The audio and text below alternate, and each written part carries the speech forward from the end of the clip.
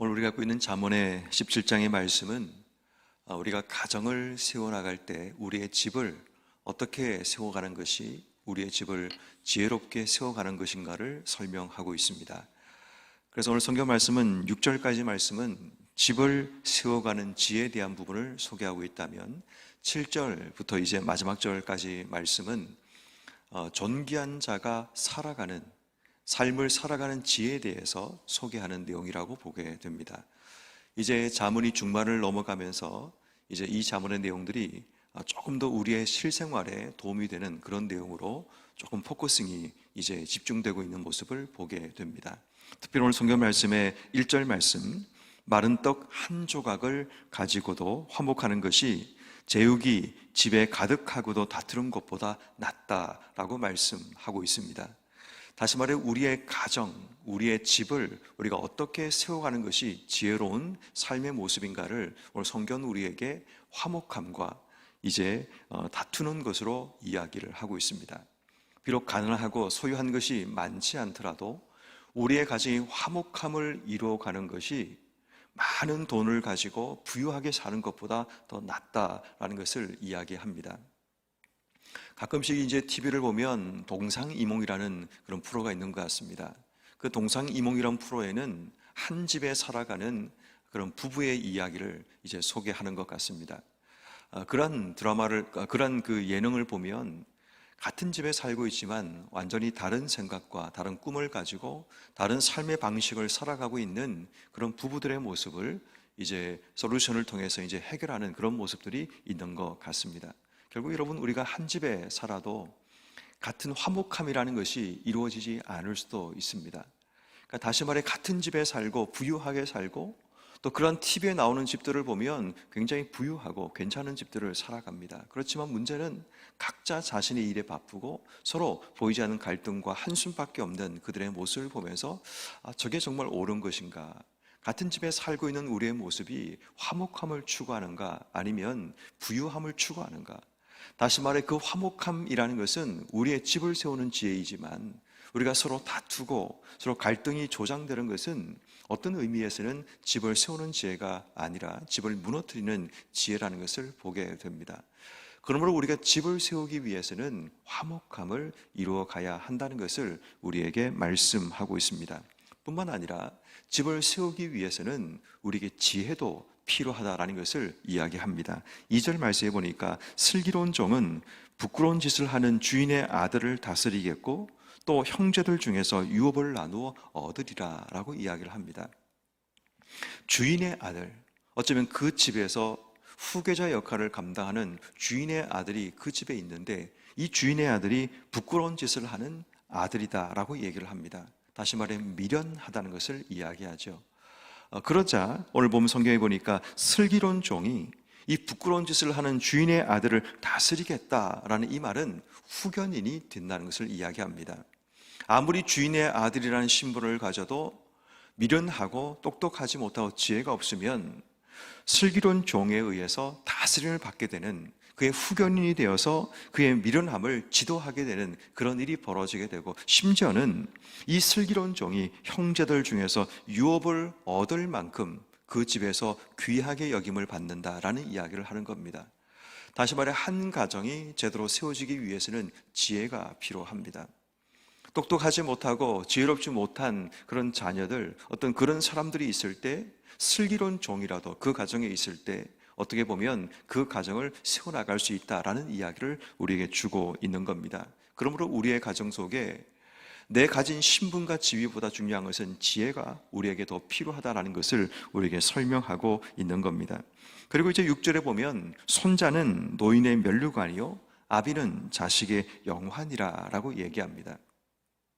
앞서 나오는 손자는 자식의 면류관이라는 말은 노인의 입장에서 하는 얘기입니다. 노인의 입장에서 손자를 보니까 이 손자가 정말 나의 면류관처럼 든든하고 또 나에게 힘이 된다라는 것을 이야기합니다. 뒤에 나온 것은 자식의 입장에서 바라보는 시각입니다. 아비는 자식의 영화이니라. 부모는 자식의 입장에서 내 삶의 영화가 되고 어쩌면 그분이 계시는 것이 우리에게 지혜가 됨을 이야기하는 겁니다. 이것은 뭘 우리에게 말하고 있는가 하면 서로에 대한 존중, 관계 속에서 존중을 우리에게 설명하는 겁니다. 다시 말해 하나의 가정이 세워지기 위해서는 자식이 부모를 존중하고 또 부모가 자식을 귀하게 여기는 그런 마음들이 필요함을 이야기합니다. 서로 사랑하고 서로 존중하는 것. 다시 말해 우리의 가정을 세워나가기 위해서는 이러한 지혜가 필요하다는 겁니다. 화목함을 이루기 위해서 서로 양보하고 또 참아내는 그런 지혜가 필요하기도 하고, 또 때로는 잘못된 길을 걸어가는 자에게 슬기로운 종과 같은 자들이 그들을 다스리서라도 그 가정을 바로 세워나가는 그런 지혜도 우리에게 필요하고, 더 나아가서는 서로가 서로를 존귀하게 여기고 서로가 서로를 귀하게 여기는 그런 것이 결국 우리의 가정을 지혜롭게 만들어가게 된다는 겁니다. 그러므로 오늘 우리가 하루를 살아가면서 우리의 가정 속에 이러한 화목함이 있기를, 또 우리 가정 속에 하나님의 지혜가 우리 속에 가득 채워지기를, 우리 모든 구성원들을 향해서 서로 귀하게 여기고 또 존귀하게 여기는 그런 마음들을 주셔서 우리의 가정이 하나님 안에서 지혜롭게 잘 세워져 나가기를 기도하는 여러분 모두가 되기를 바랍니다. 7절 이하의 말씀에 보면 이제 존귀한 자에 대한 권면을 우리에게 주고 있습니다.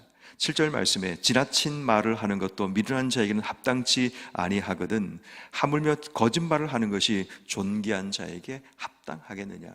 그러니까 존귀한 자가 이 땅 속에 합당하게 살아가는 삶, 우리의 존재 자체가 존귀한 자인데 그 존귀한 자가 이 땅 속에 존귀하게 살지 않으면 안 되는 거죠. 존귀한 자는 말 그대로 존귀하게 살아갈 때 존귀함을 받고 이 땅의 삶을 살아가는 겁니다. 어떤 의미에서 우리 모두는 하나님께서 존귀하게 지으신 자들이고 이 땅 속에 그 존귀함을 드러내며 살아야 될 자들입니다. 그런데 문제는 존귀하게 지음받은 자들이 우리의 삶의 모습에서 존귀함이 드러나지 않으면 결국 그 존귀함이 사라지고 미련함으로 추락하고 마는 일이 벌어지게 됩니다. 그래서 오늘 성경 말씀에는 이 존귀함이란 단어와 미련한 자라는 단어가 대조적으로 기록되고 있음을 보게 됩니다. 결국 이 존귀한 자가 살아가는 삶의 방식, 이 존귀한 자에게 합당한 삶의 방식은 첫 번째는 말의 절제와 또 말의 지혜를 가지고 살아가는 삶을 이야기합니다. 금방 읽었던 말씀처럼 지나친 말을 한다는 말은 신분에 맞지 않는 분수에 지나친 말을 하는 것을 이야기합니다.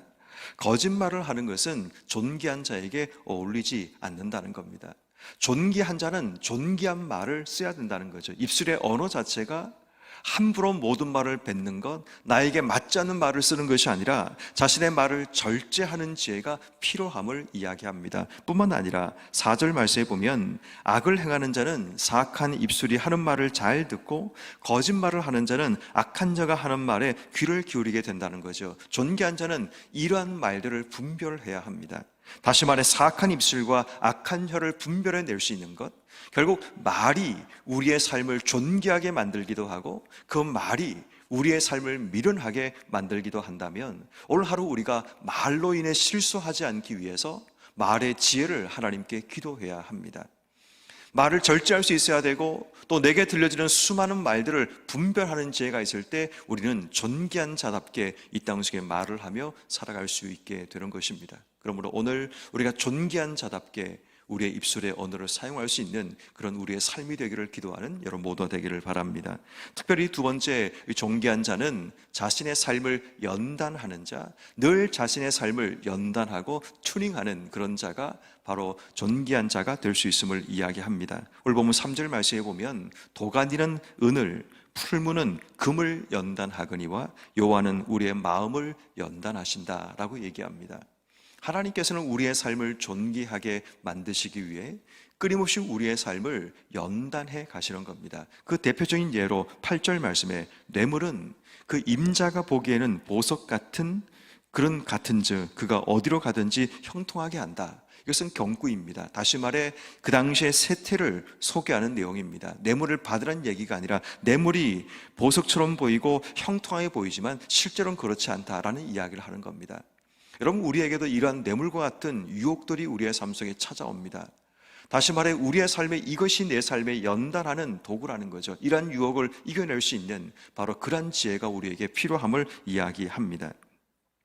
뿐만 아니라 11절 말씀에 보니까 악한 자는 반역을 힘쓰나니 그러므로 그에게 잔인한 사자가 보냄을 받는다.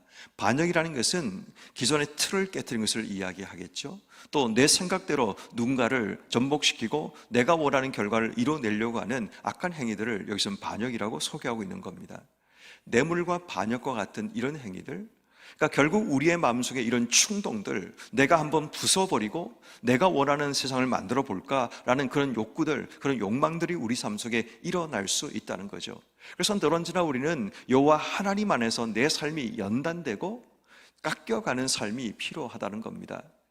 내 삶이 늘 언제나 어떤 삶인가를 돌아봐야 됩니다. 내가 어떤 부분에 약한 삶인지, 어떤 부분에 강한가를 돌아봐야 한다는 겁니다. 어떤 사람은 물질이 약한 사람이 있고, 어떤 사람은 관계에 약한 사람이 있고, 어떤 사람은 어떤 일에 있어서 약한 사람이 있을 수 있습니다.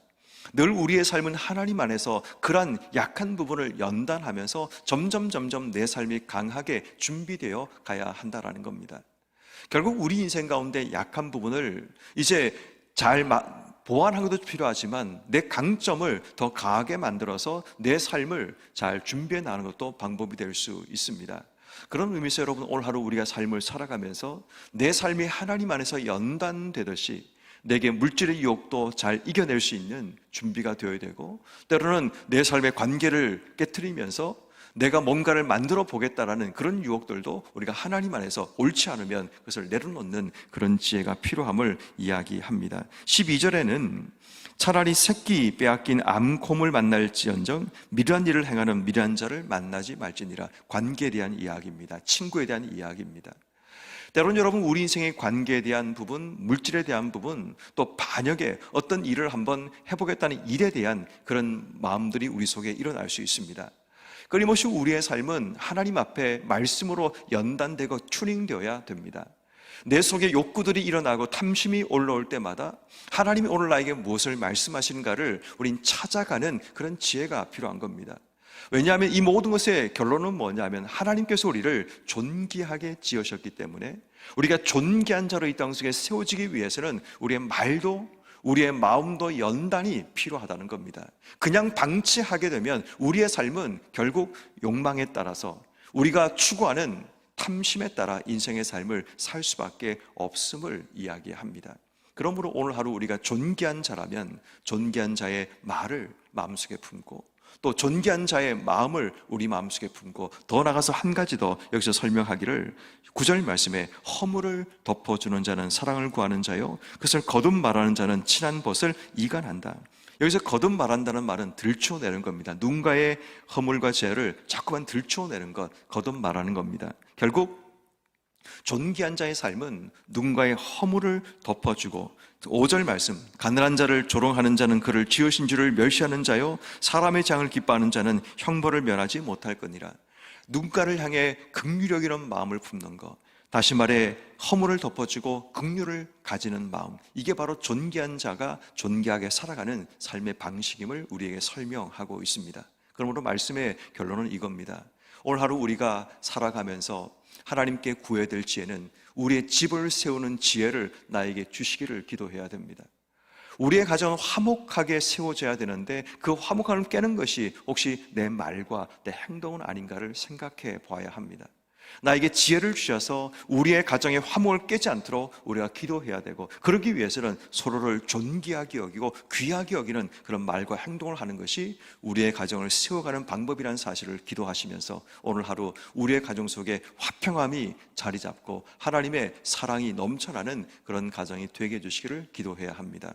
두 번째는 우리의 가정에, 우리의 삶 가운데 존귀한 자답게 살아가는 지혜를 주시기를 기도해야 됩니다. 존귀한 자는 말이 분별력 있게 절제하며 살아가야 됩니다. 존귀한 자는 우리의 마음이 늘 하나님 앞에 연단되고 이제 튜닝되는 그런 삶이 일어나야 됩니다. 그리고 난 뒤에 우리의 삶이 허물을 덮어주고 가난한 자를 긍휼히 여기는 이런 하나님 마음을 품고 나갈 때 우리가 존귀한 자로 이 땅 속에 서게 되는 은혜가 주어지게 됩니다. 그러므로 오늘 하루 삶 우리가 하나님께 결단하며 기도할 것은, 하나님, 내가 존귀한 자입니다. 내 삶을 통해 하나님의 존귀함이 세상 속에 드러나게 해주시기를, 그 존귀함이 우리의 가정 속에 화목함을 만들어내고 서로를 귀하게 만들어내는 그런 우리의 삶이 되게 해주시기를 기도하는 여러분 모두가 되기를 주의 이름으로 축원합니다.